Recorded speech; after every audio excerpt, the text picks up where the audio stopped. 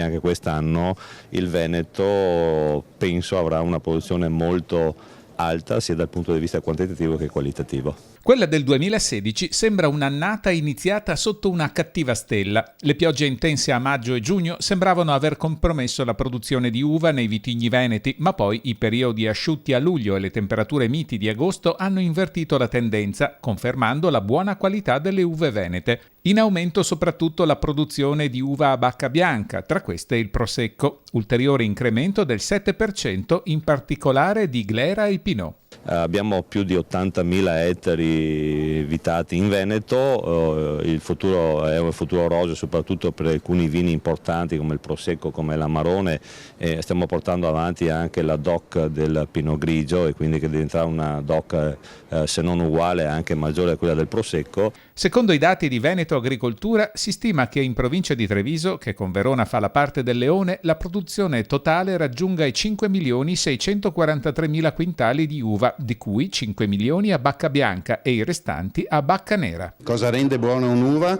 La rende, dipende, l'uva bianca è caratterizzata da un grado zuccherino, da un'acidità e questa è molto presente nell'acino quando la stagione, soprattutto nella sua parte finale, ha le caratteristiche come quest'anno, cioè un periodo di luglio-agosto di alternanza tra sole di giorno e caldo e le notti fresche e ventilate.